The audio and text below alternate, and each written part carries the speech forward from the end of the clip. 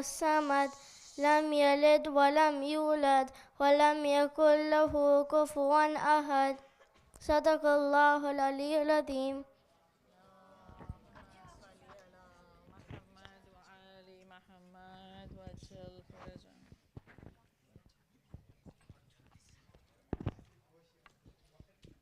Assalamu alaikum, everyone.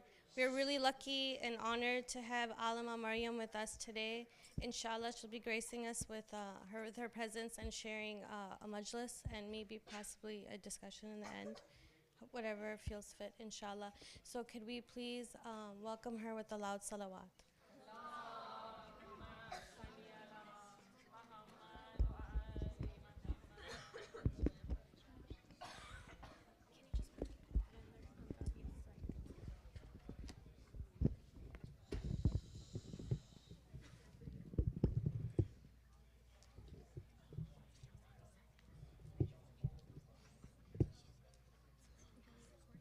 Yeah, just.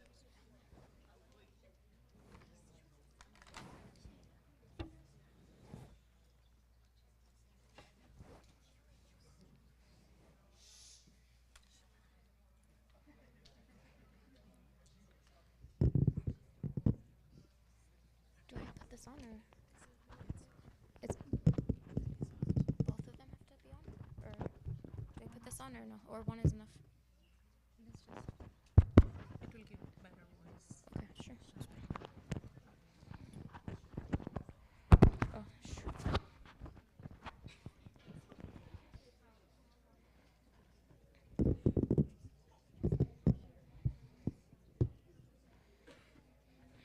Can you guys give me a loud salawat ala Muhammad wa ali Muhammad?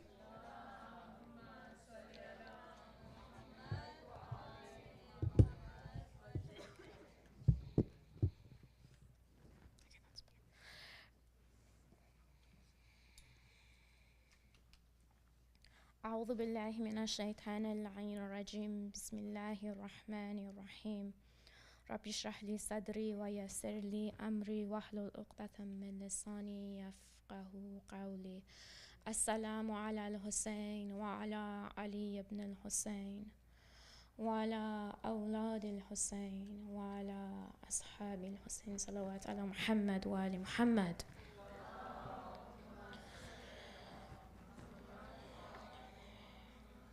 I begin in the name of Allah, the most compassionate, the most merciful.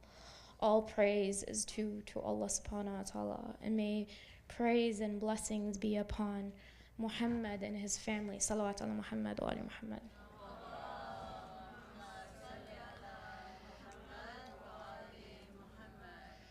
So for the past few nights, we've been talking about the concept of being a believer, about growing closer to Allah subhanahu wa ta'ala. And what I wanted to talk about is the idea of these majlis that we come. It's not random, it's for a purpose. We come to the majalis of Imam Hussein to grow closer to Allah subhanahu wa ta'ala. Yes? Yes.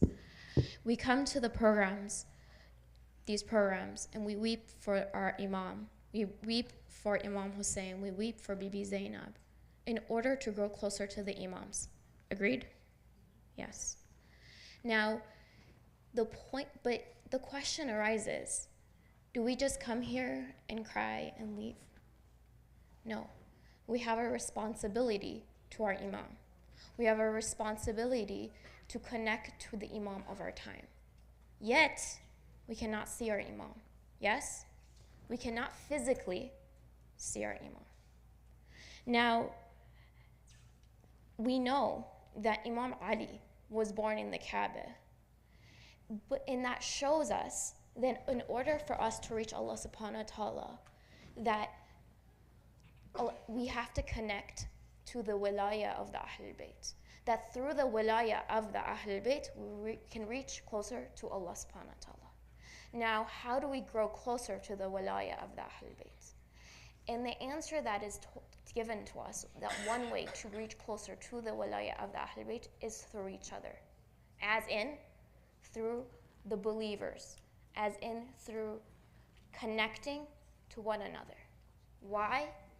because it is narrated to us in hadith that the wilaya of the Ahlul Bayt descends and it enters into the wilaya that we have for one another. What do I mean by this? There's a hadith from Imam Rida, right? Imam Rida was our 8th Imam, and he's talking to Abdul Azim. Now, do you guys know who Abdul Azim is? Abdul Azim is buried in Iran, in Shahrir, in Tehran. And it's narrated that he was one of the descendants of Imam Hassan alayhi salam. And he was the representative of the Imam, where Imam Rida and Imam Hadi and the Imams during the time when he was alive, the Imams of Ahlul Bayt would tell people to go to him if they had any questions. Now, this is a discussion that Abdul Hassan Azim is having with Imam Rida alayhi salam. And Imam Rida alayhi salam is telling him this, "O Abdul Azim, send my salams to my Shia." So Imam Rida is telling you, salam, peace upon you.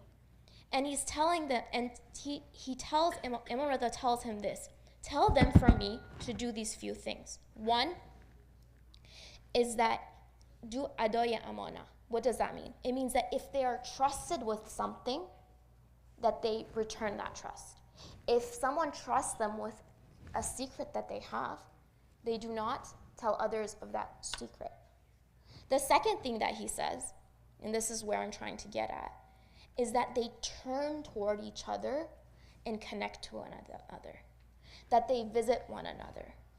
That if you truly want to grow closer to me, it's through the connections that you have with one another.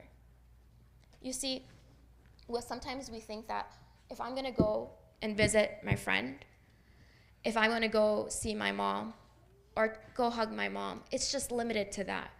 But Imam Rida is saying, no, it's not just limited to that.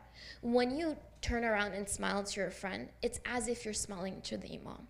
When you serve tea to your parents, when you go hug your parents, when you go play with your sister, it is as if you're doing good to the Imam. Do you guys follow? The wilaya of the Ahlul Bayt transcends to ourselves.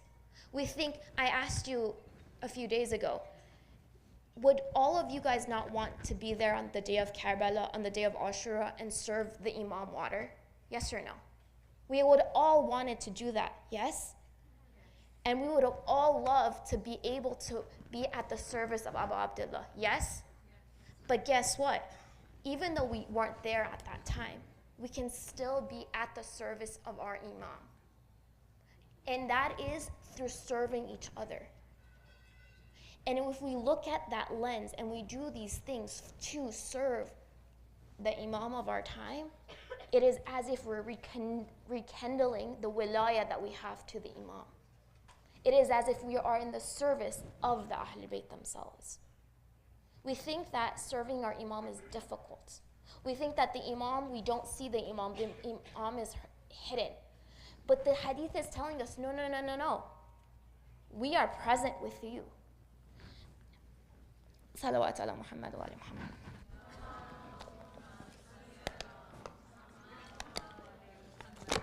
You see, the connection that we have with one another, the connection, the fabric of our society as believers is connecting us to the Imam. And the stronger our connection is to one another, the faster the Imam will appear. It's directly correlated, you guys. It's not like this, it's not correlated, it's connected. Now, this boundary that we have for one another, there's no boundaries. Meaning that from a social point, from a political point, for an economical point, there's no boundary. Now, what do I mean by that? That means that if someone comes into the center and says, I can't find a job, we should try to help them find a job. And even at the bare minimum, if we cannot help them find a job, we at least pray for them. If my sister is struggling with something, let's say she's struggling in getting a good grade in math and algebra, we try to help them, we tutor them. If my mom is struggling to take care of the baby and cook and clean, we can load the dishwasher. Yes? Right? It's the little things that we do for each other. If my brother or my sister, my sibling, is struggling with riding their bike, we can teach them how to ride a bike. Right? And so that's what's important, is that we help with one another. And I know it sounds simple, but the reality is it's not as difficult as we think it is to connect to the Imam. It's one of them, I'll just say, that when people go, it's apparently when people will go as groups to mountain climb, okay? And something that they do when they're trying to get to like the peak of a mountain, let's say like Mount Everest, right? It's very dangerous, right? Because you can slip and you can fall. When I say mountain climbing, I don't mean just like a hike. I'm talking about like serious mountain climbing. Now what they do when they go as a group, apparently they like connect each other with a rope. Okay, if you've ever seen like real professionals do it, they're connected with a rope. Now what's the purpose of that rope? The purpose of that rope is that if someone stumbles, they might fall a little bit, but that rope will connect them to the rest of the group, and the rest of the group will hold them. So it will prevent them from dying or having a really major injury. Now the connection that we have with one another is like that rope. The stronger that rope, the more it holds. The weaker that rope, the chances of any of us falling away, right? And this is what the wilaya between us is. So it's incredibly important that we build that wilaya, that we build this connection that we have with each other. So that if a person goes astray in our community or is falling into a problem, that rope because of that rope, because of that connection we have with another, we're able to hold them. Salawat ala Muhammad wa ala Muhammad.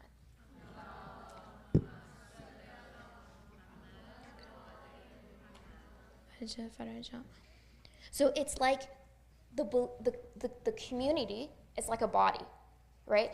If your ear gets infected, what happens to the body? What happens? Your body will do what? Fight the infection.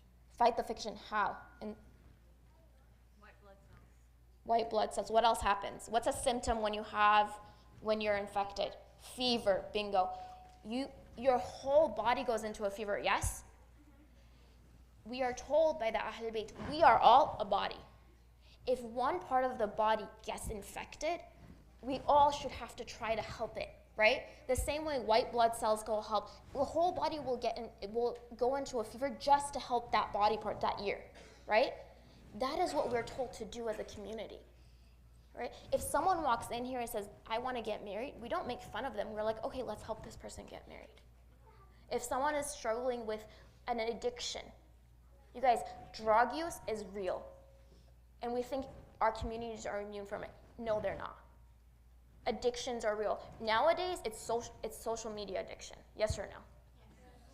Right? We help one another to overcome those addictions. And these are real issues. Whatever the issue might be, if it's domestic abuse, if it's a problem whatever the problem might be, we all are there to help one another. Now, unfortunately, some of us do, rather than help that person, we go and talk behind the person's back, right? We get into an argument with someone, and rather than trying to rekindle our relationship, we just go and talk behind their back. And that is a problem. Boys, I can see what you're doing. I can see what you're doing, and I see all of you. So I'm trying to, if you want to do something else, that is totally cool. But it's a little bit distracting, okay? If you guys want to go to that part, that's fine. And want to talk, that's fine. Okay? Salawat ala Muhammad wa Muhammad.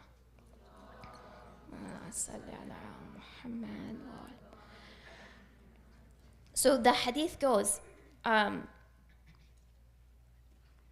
the rest of the hadith, there was a hadith that Imam Sadiq says, the continuation of that hadith that Imam Rida was talking to Abdul Azim. He says, don't repress one another. Don't fall on each other's weaknesses. Don't stomp on each other. Don't hurt each other.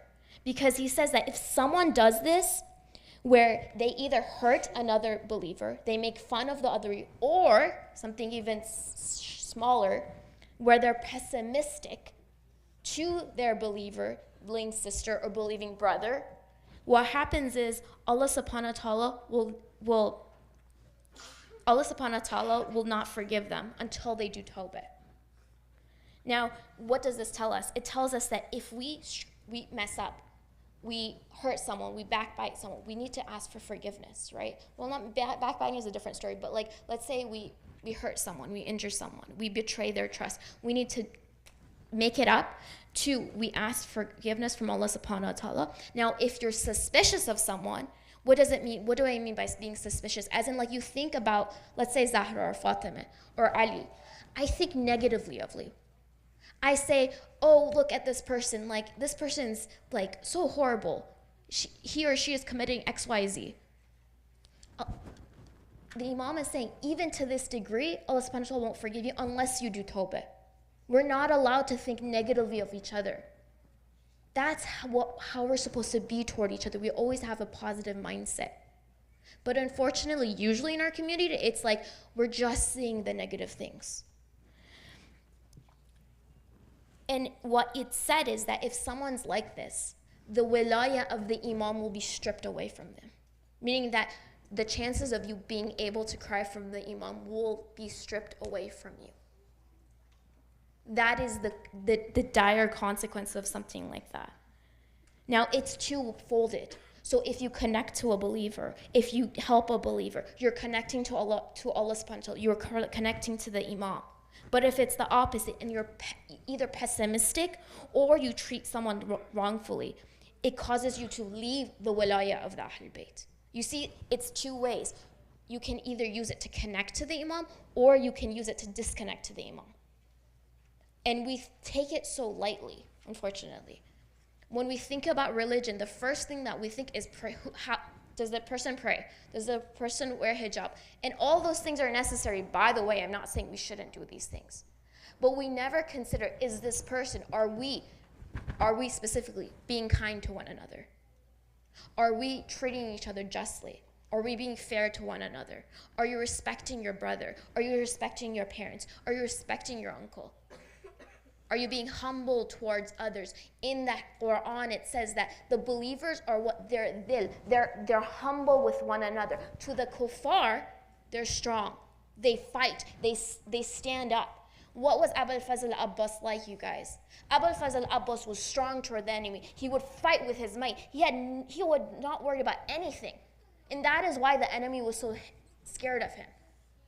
But that same Abu al-Fazl Abbas, who's so strong and he fights with all his might, to the point he gives his hands and arms, when it comes to Bibi Sakini, when it comes to Bibi Ruqay, when it comes to Lady Zainab, he bends. He allows Bibi Zainab to use him as a resting point to get on her horse, to get on her camel. He kneels in front of Bibi Ruqay to help her get up and get on the camel. He treats her with so much respect. A 3-year-old girl. A 3-year-old, you guys. Now imagine what respect he had to Abu Abdullah al-Hussein. Imagine how much respect he had to the rest of the followers of Imam Hussein. He was humble. He was kind. He was caring. Now you might say, well, I'll be kind to my brother or sister as long as they're kind to me, right? That's easy. But when it gets hard is when they can be disrespectful or they say something to you. And that's where the test lies. A true believer is that what withstands that and try to rekindle the relationship even if they're disrespected. And I know it's hard. Believe me, I know it's hard. But the bigger, greater person between that relationship with one person disrespect is the one who tries to seek reconciliation. Salawat ala Muhammad wa ala Muhammad.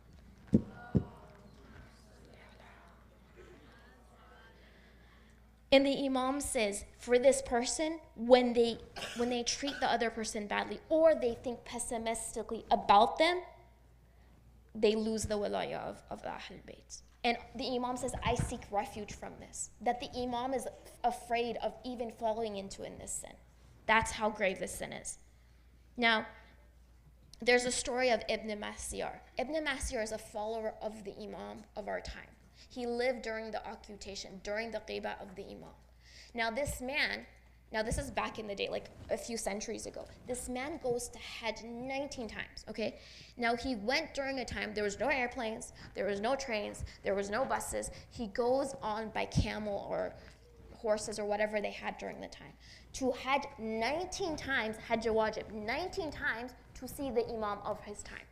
Yet, every single time he goes, he does not get to meet the Imam. And so on his 19th trip, he goes to Hajj, he finishes Hajj, he comes back, the group is about to leave. It's narrated that he's lost hope. He's like, I came again to see my Imam, but I wasn't successful. So what he says that, okay, he's about to take his stuff and leave, but right then a man comes on a horse, and he tells him, oh, Ibn Mahsiyar, what are you here for? And he tells him, Ibn Masir says, I'm here to see the hidden Imam. Now, the man says something interesting. He says that, no, the Imam isn't hidden. Your actions has caused him to be hidden from you. And he tells Ibn Masir, come with me, I'm going to take you to the Imam. So they both go together, and he takes them to the Imam. The Imam is in a tent, so he has summoned, he goes into the tent. And he tells the Imam over time, Imam Mahdi alayhi salam, that, oh, my Imam, I've been waiting and trying to see you all this time. And the Imam says something very interesting. He says that, oh, Ibn Masir, we've been waiting for you. And Ibn Masir is like surprised. He's like, oh Imam, I've been here 19 times. I've come to Hajj just to see you. Why is it that, and you're telling me you've been waiting for me? How is that? So, and the Imam says that your relationship with the rest of the Shia has changed. And therefore, because it's shifted and your relationship isn't tight, your actions blocked you from seeing me. Meaning that when we act negatively toward each other, when we hurt each other, when we think negatively with each other, to each other, what happens is it blocks us for our connection to the Imam. Do you guys follow? And so the reality is that our actions is what cause us to see the Imam or not see the Imam. You see, a believer is like a mirror. Depending on how closely connected they are toward the Imam, toward how they act, they show the Imam. You guys have heard the hadith that the Imam is like the sun behind the clouds? Yes or no? Have you guys heard that? Well, some of you have, some of you. So it's narrated that the Imam is like the sun behind the clouds, where as the same way that when the sun is behind the clouds, light comes in, right? You still see the effect of the sun, but you don't see the sun itself. Now, the rays of the sun is something that still comes even when the sun is behind the clouds. Now, the way that each and every one of you guys are is that you are a ray of that sun, meaning you are a reflection of your Imam. Does that make sense? Meaning that if I come and serve you tea, it's as if I'm serving the Imam. But the reflection of how great you are, of how close you are to Allah subhanahu wa ta'ala, is how much you reflect the light of the Imam. So when we help each other, when we give to each other, that is how we're depending on how good you are, that is how much you're serving, that you're reflecting the Imam. Excuse me. My point is this, that we truly don't see the Imam, right, on the physical side. But depending on how much we serve one another, depending on how much that person is a reflection of the Imam and is how good that person is that you're serving the Imam. It's like the rays of the sun, some of them are strong and some of them are light. You have Abul Fazl Abbas, you have someone like Baby Zainab. They're a stronger reflection of the Imam. To a point, it's narrated that when we look at Abul Fazl Abbas, when you recite the ziyarah, it's narrated that it's like when they killed Abul Faz, it is that they violated the sanctity of the Kaaba. Okay?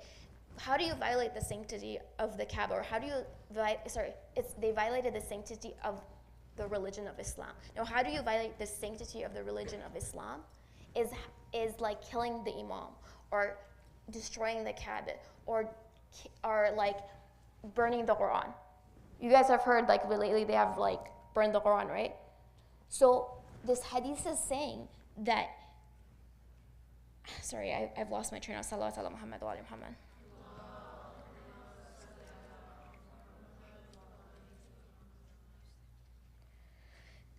When you violate the sanctity of Islam, it's in those things. So like, let's say you, God forbid, someone destroys the Kaaba, someone kills an imam, someone burns the holy Quran. This is violating the sanctity of Islam. Now what, killing Abul Fazl Abbas, now he's not an imam, but it's narrated in the ziyarah that killing Abul Fazl Abbas equates to violating the sanctity of Islam.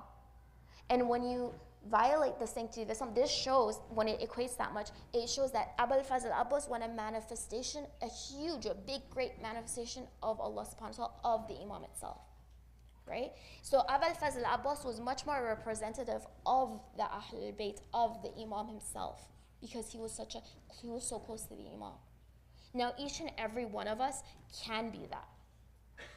I want you guys to believe that each and every one of you has the capacity to be one of the 313.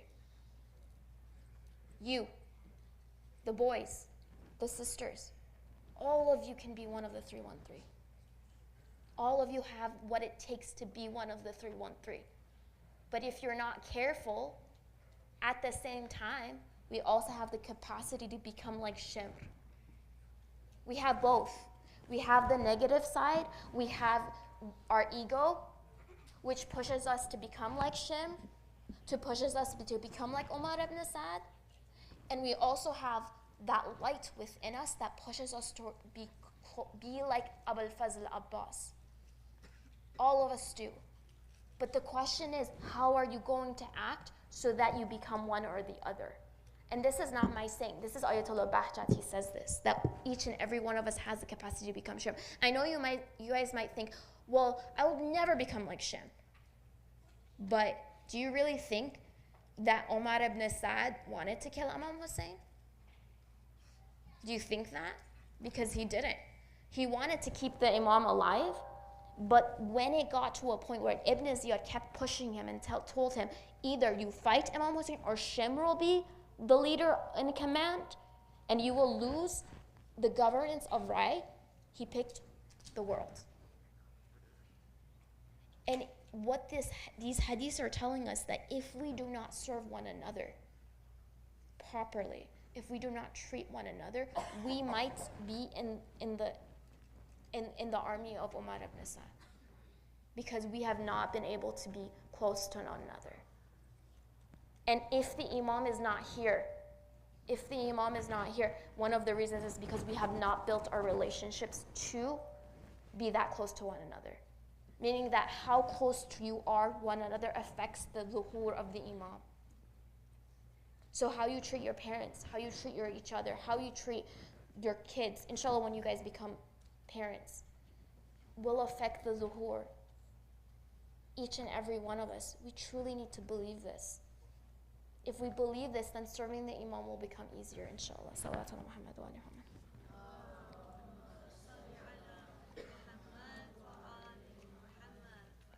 Imam Sadiq says, he says this, that Allah subhanahu wa ta'ala, for each and every one of you, okay, gives 40 shields to protect the believer. Now, when you do a gunah kabira, when you do a great sin, you guys know what great sins are? Yes or no? How many of you guys know what it is? Because I need to know if I need to explain it. Okay, how many of you guys don't know what it is? It's okay if you don't know. Okay, that's perfect. Good, thank you for letting me know.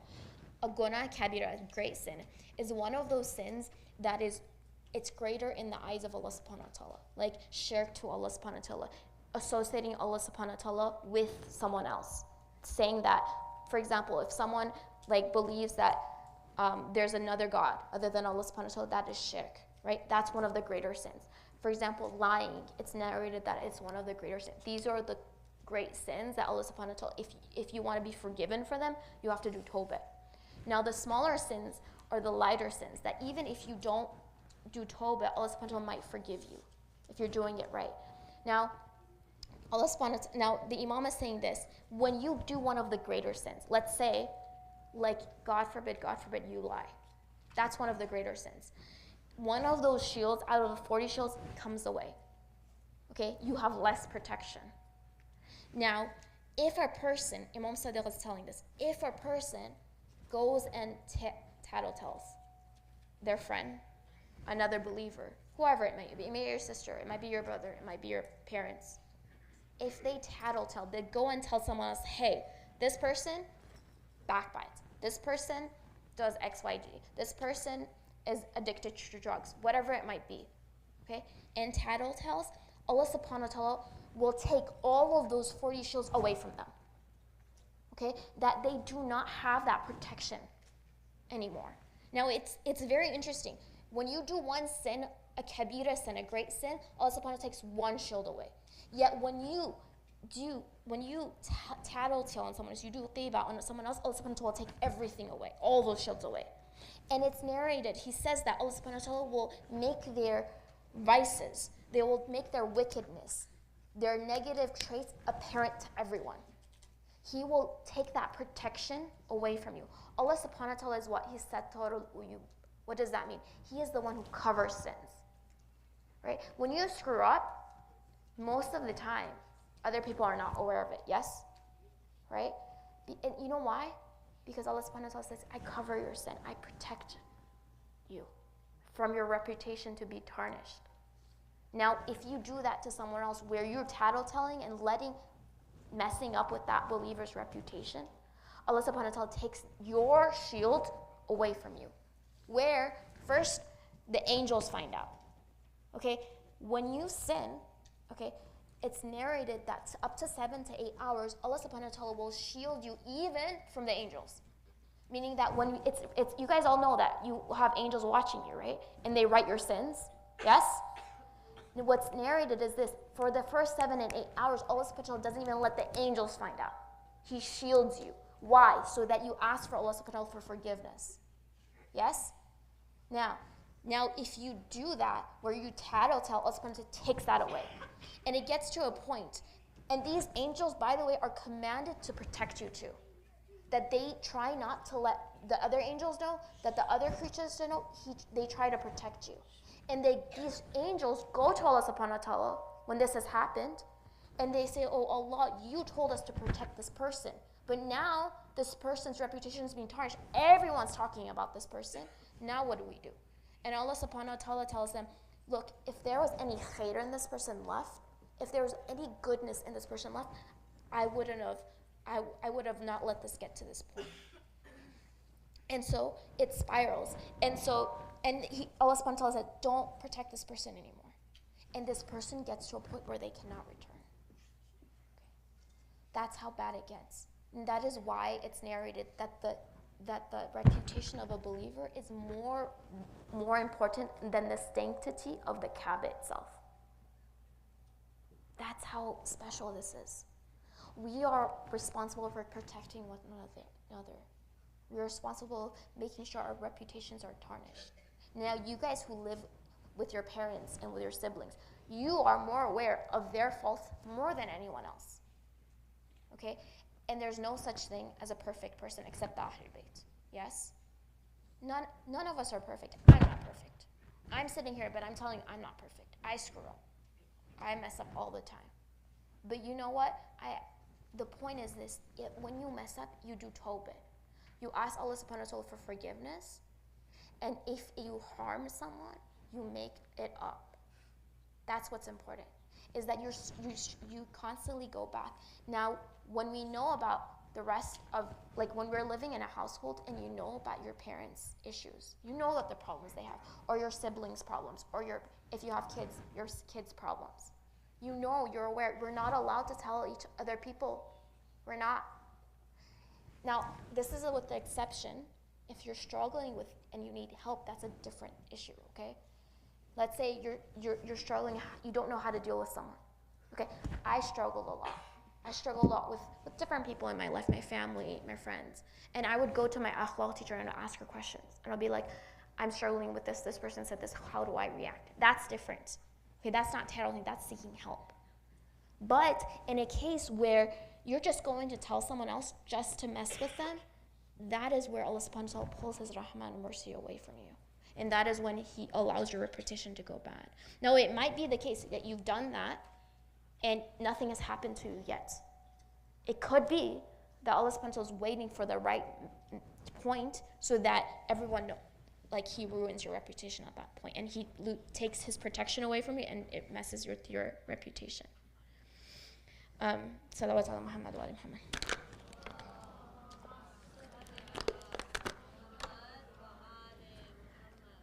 Now the Imam says this.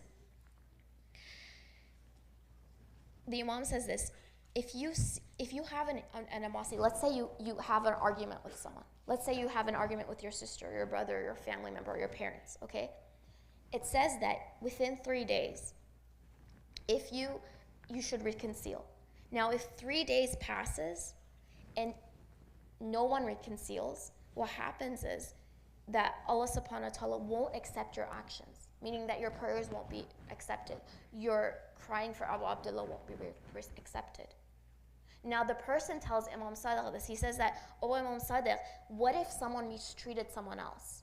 Okay? He says that, what if, like, for example, Fatima and me, okay?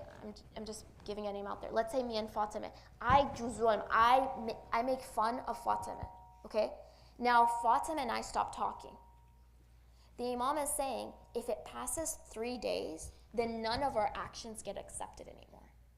And the person asks, well, what if the person who's done dhulm, who's made fun of the other person, fine, that makes sense. But what about the other person? The Imam says this, that person had to try and make amends with him, had to try and reconcile and try to make it better. Now, if that person goes to Fatima, let's say Fatima comes to me and tries to reconcile and make things better, yet I don't allow her to, and I turn away, then it's not on Fatima anymore. Allah subhanahu wa ta'ala will accept her actions, but it won't be accepted from me anymore. You guys see how it affects everything else? That your relationship with each other affects your prayers, affects your crying for Abu Abdullah. It might be the case that you come in here and you try to cry for Abu Abdullah and you can't cry. It could be that you hurt someone else. It could be. So it's important to keep us in consideration. That the way we treat each other will affect our prayers, it will affect all the mustahabat that we do. That's the importance of the wilayah that we have with one another. Salawat ala Muhammad wa ala Muhammad.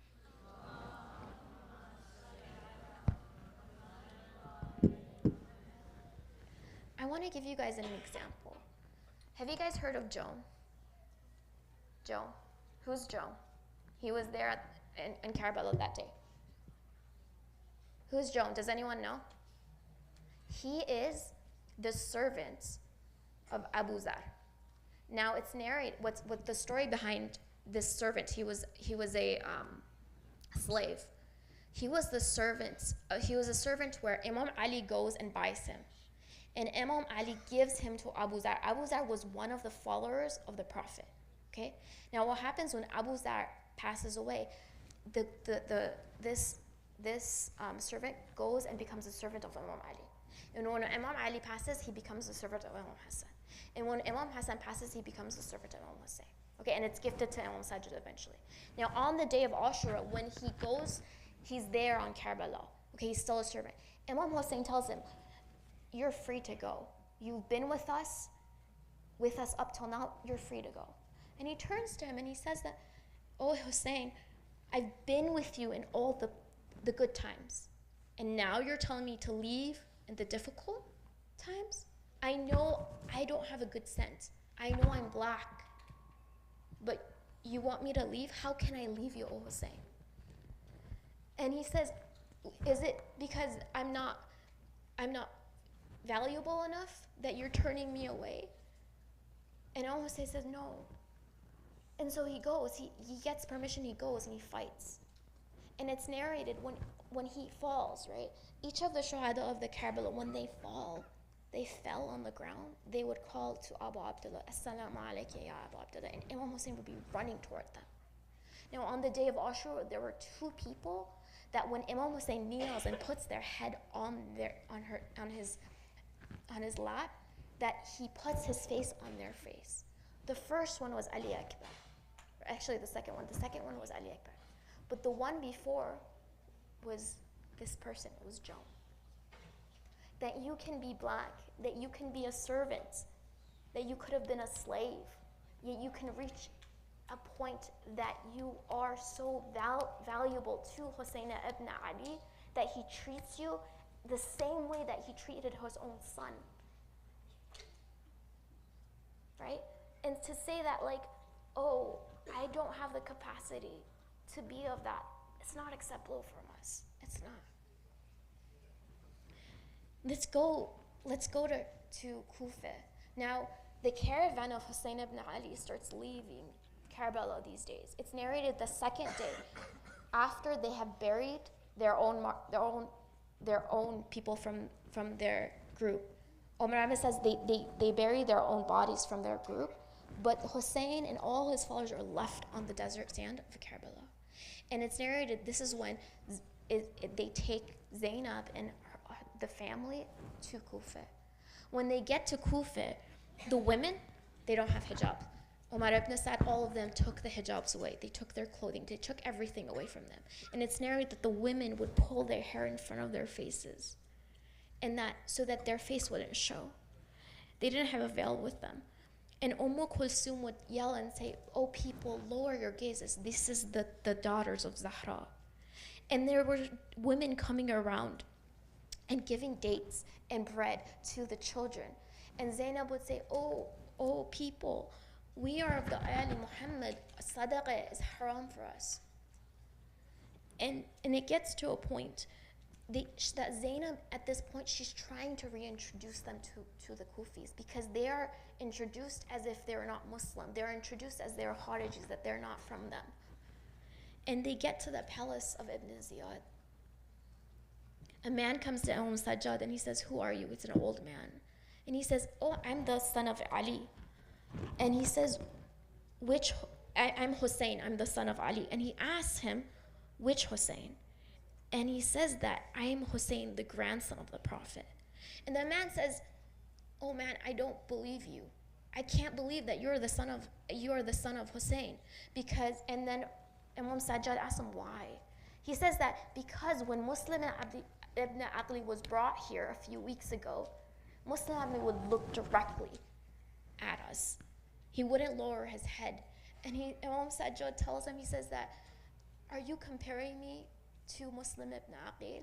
Muslim ibn Aqil came by himself. I am here with the women. I am here with the children. I am here with the women that they're not covered. I'm here with Ruqayya, with Zainab."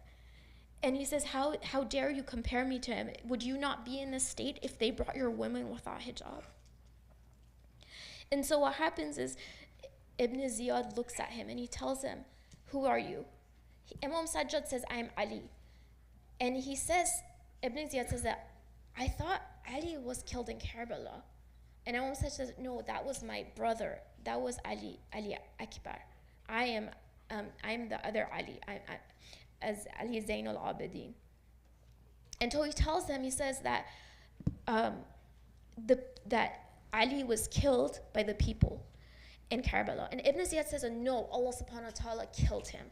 So Imam Sajjad responds and says, "No, Allah didn't kill him, people killed him. Allah subhanahu wa ta'ala takes the soul of people, but people kill people." And Ibn Ziyad responds, he demands, he says, "Kill him." And this is when Zainab throws herself at Imam Sajjad and says that, "If you you have to take me first. You go try to kill Imam Zain al-Abidin, you have to get past my dead body," essentially. And so Zainab basically saves Imam Zain al-Abidin from getting killed. And then Ibn Ziyad says, "Okay, leave him alone. Maybe he will die of illness." And so he takes his cane. Ibn Ziyad takes his cane and starts hitting the teeth of Imam Hussein. And a man turns around and he says, "Oh Ibn Ziyad, I swear to you, I have seen the Prophet. The Prophet killed the head that you are disrespecting. How dare you do such a thing?" And they say that it's narrated that at night, Ibn Ziyad tells them to hang the head of Hussein ibn Ali on the trees. And it's narrated that during the night that people saw the light shining on the head of Hussein ibn Ali. And then they start hearing the verses of the Quran reciting from his dear lips. Assalamu alayka ya Hussein ibn Ali. Assalamu ala al-Hussein wa ala Ali ibn al-Hussein wa ala awlad al-Hussein wa ala ashab al-Hussein. بسم الله الرحمن الرحيم اللهم كل وليك الحجة بن الحسن صلواتك عليه وعلى آبائه في هذه الساعة وفي كل ساعة وليا وحافظا وقائدا وناصرا ودليلا وعينا حتى تسكنه أرضك وتمتعه فيها طويلا برحمتك يا صلوات الله محمد وعلى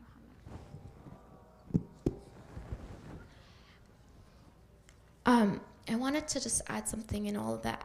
I didn't want to scare anyone by what I just said in terms of how we treat one another, but I wanted to mention this because sometimes within our communities, like when we had the Q&A session, I remember when I would read some of the questions, some of you guys would laugh, right?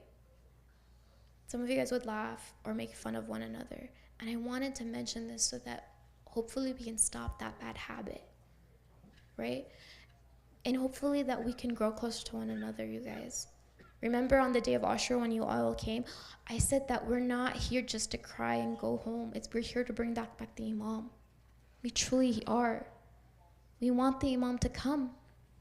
Right? So I just wanted to give that reminder that we truly can be of one of those of the 313, inshallah. Salawat ala Muhammad wa Imam.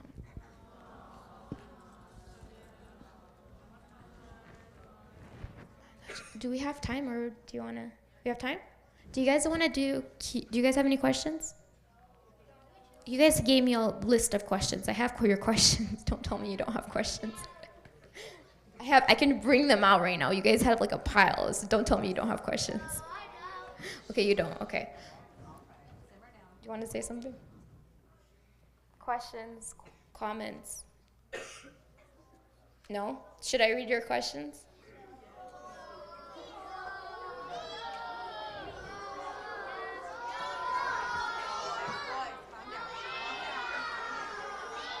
Okay, what's up? Wait. The ones that are saying no aren't the ones who are in my sessions. So it wasn't even your questions to ask. It was the teens' questions. So they have the right to say yes or no. Yeah. Do you guys want to ask or maybe like mess with you guys? Yes? No? No? Okay, I'm saying no from the boys who were there. No? Okay, gotcha. Listen. Now, since we're talking about relationship with each other, the rule of thumb is this. I want to get a bit more practical because I just kind of threw it out theoretically. The rule of thumb when you're dealing with other people is that you don't hurt yourself, but you don't hurt the next person, the person you're talking to, okay? When someone hurts you, all right, it's not that you should be passive and you don't care that the person is hurting you. No, if someone's truly hurting you, you tell that person, hey, can you please stop doing this? Or maybe if that person's angry or too upset, you let it alone, but you go back to the person when the person's chill, right? When you're dealing with someone else, read their face. Look at them. See how they feel. If they're angry, it doesn't matter what you say. They're not going to listen to you. So wait. Let's say your parents are mad at you, but you're upset at your parents too. You wait until your parents cool down and you find the right moment to talk to them. And you say, hey mom, hey dad, you did this, it hurt me. I would appreciate if this doesn't happen again, or I appreciate if, can we talk about it? Look, we all know we're supposed to respect our parents, yes? Yeah, but what we typically don't talk about, if we have an issue, how do we deal with our parents? And this is something I struggled with. Because all I heard on the minbar was be respectful to your parents, be respectful to your parents. And I get that. But the same way, but we have to have ways where we talk about the difficult stuff. Our parents are not perfect. No one's parents are, except for the Ahl Bayt, no one's are. But that doesn't mean that we can't have the tough conversations, whether it's your spouse or your parents. You need to be able to talk to your parents. Look, when I was a teacher at Islamic school, I had a boy, and He had parents who didn't even tell him happy birthday. To that extent, they would ignore him. If you think you have it bad, some people have it worse. But what I had to tell him was like, look, you need to talk to your parents. And even if they ignore you, keep telling them. But respectfully, not by calling them names, not by calling them out, not being angry and like yelling at them. But when you're chill and you're level-headed, you have that conversation, right? We can talk to our parents. That's not, being disrespectful does not equate to having tough or difficult conversations. It doesn't mean that you cannot tell your parents how you feel, right? But what happens as times we go approach them at times where we're like angry and frustrated and we might feel like we want to punch them, right? That's not when you go and talk to them. Look, if you're angry and you're frustrated, go out, take a walk. In the story of Imam Ali, I talked to you guys about this. When Imam Ali was about to kill the man in the battle and he had him on the ground, what did he do? The man spat on him. But did he kill the man right then? No, he got up, he walked around, and then he fought the guy again, and then he killed him. But he did this so he can renew his intention. That tells us even the Ahlul Bayt had to take breaks. They had to walk around. They had anger. Anger itself isn't bad, but you have to learn to control your anger. Being angry at the enemy is a good thing. Abul Fazl Abbas was harsh with the enemy. He had anger at the enemy. He knew where to put his anger toward. Yes, if a thief comes into your house, you have the right to be angry at him. You have the right to kick him out, right? But we don't show that anger to our parents. Now, you can get angry, you take a walk, you exercise, you write, you journal, whatever it takes for you to calm down. But then you go talk to them, right? I don't want you guys to get depressed or anxious. That's not the point of this. It's to learn how to deal with our emotions, bring them down, and then when we're at our peace and calm, we deal with them, right? And what it's told to us that if like an auntie here or an uncle yells at us at the masjid, look, you might get angry, you might be frustrated. But when you're calm, when you cool down a bit, go and talk to them. Be like, uncle, auntie, I didn't appreciate you yelling. It hurt me. And that's fine, it's valid. And I'm telling you guys this, you know why? If you don't tell that uncle or auntie, that auntie or uncle might yell at someone else, another kid, and that kid might not show up at the masjid anymore. Which, by the way, happens all the time. It happens so much in our masjids. We right now are having an issue where there's a pandemic and the youth coming to the masjid. We do, and it's a problem. Once they hit around teenage years, like around 16, 17, all the way till 40, we have a lack. And this is not just here in Atlanta, this is all over the nation. And it's a problem. Because if the new generation don't come and take the masjids and run the masjids, once the elder generations depart from this world, no one's going to be running the masjid. And that's a problem, right? And that's why community building is so important. That's why I've been talking to you guys about this. We need to be able to welcome each other in the center, right? And for the young girls and the young boys, you know, I remember I was talking to someone who had a baby, and she was like, everyone wanted to try to help me take care of this baby and hold the baby, but the baby kept crying. And so when she came to take the baby, because the baby had cried so much, they weren't willing to take milk.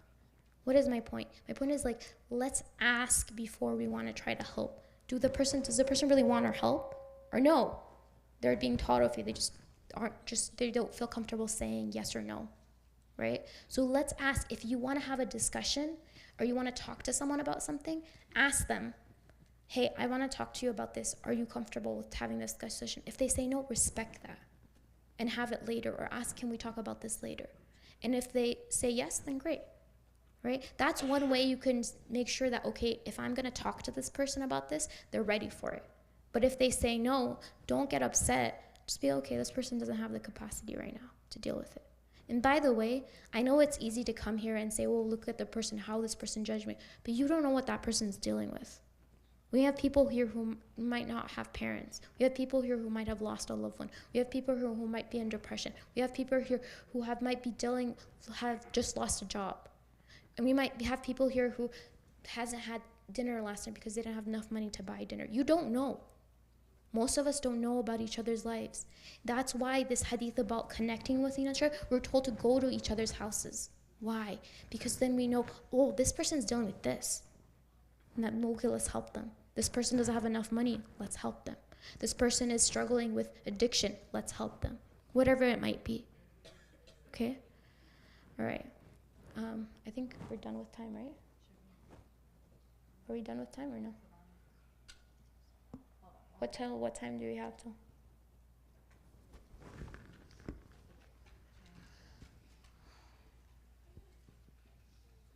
You guys look tired. Salawat ala Muhammad wa ali Muhammad.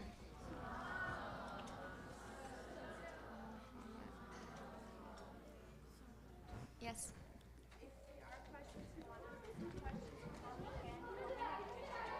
Oh, you have dinner at 8. I thought it's 7. Oh wait, it's 8 o'clock. Right, it's 8. So it's dinner time, right? Okay. Then you guys want to go for food? I'm here if you guys want.